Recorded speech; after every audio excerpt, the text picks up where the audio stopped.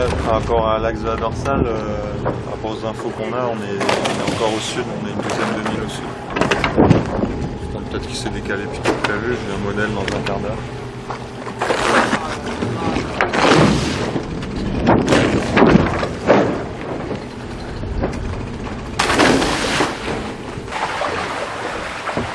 De toute façon, à court terme, ça change rien, il faut vite faire du nord pour choper la pression.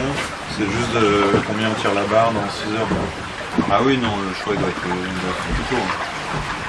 Le vent est complètement parti d'un coup là. Ouais.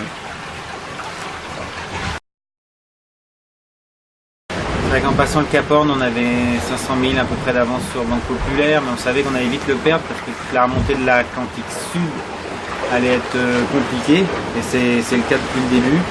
On a fait pas mal de près dans du vent très mou après le Cap Horn pour ensuite avoir juste une petite phase où on a fait du portant.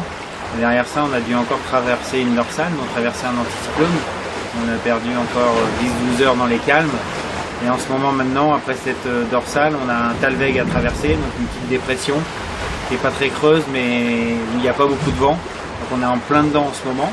Et une fois qu'on l'aura traversé, par contre celle-là, là on sera vraiment dans l'Alizé brésilien qui va s'installer pour aller remonter le long des côtes du Brésil. Mais c'est vrai que c'est un Atlantique Sud compliqué, avec beaucoup de transitions, peu de vent et une trajectoire qui est difficile. Ouais, au niveau du record, c'est vraiment jouable. C'est sûr qu'on avait 500 000 d'avance au Cap Horn il y a 3 jours. Maintenant, on va en avoir 300 de retard. On va en avoir entre 5 et 700 au passage de l'équateur, mais on sait que Loïc Perron et son équipage ont mis du temps puisqu'ils ont dû faire un grand détour dans l'Atlantique Nord puisque l'anticyclone des Açores était vraiment installé. Donc s'il nous ouvre un petit peu la porte, qu'on peut faire plus une ligne droite, il y a moyen de gagner une journée, donc d'être dans les temps du record.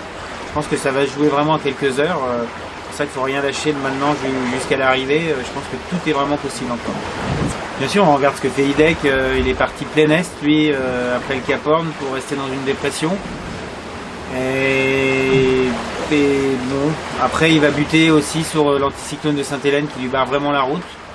Donc là, on est vraiment sur deux schémas, deux options complètement différentes. Nous, plus près de la côte, lui très au large. Pour l'instant, sur les fichiers, on est plutôt gagnant. Maintenant, il peut encore se passer beaucoup de choses et le verdict sera quand on va vraiment faire de l'Est après cet Talweg où là, on va aller retourner vers la pointe du Brésil pour vraiment s'aligner pour passer l'équateur dans 4 jours maintenant.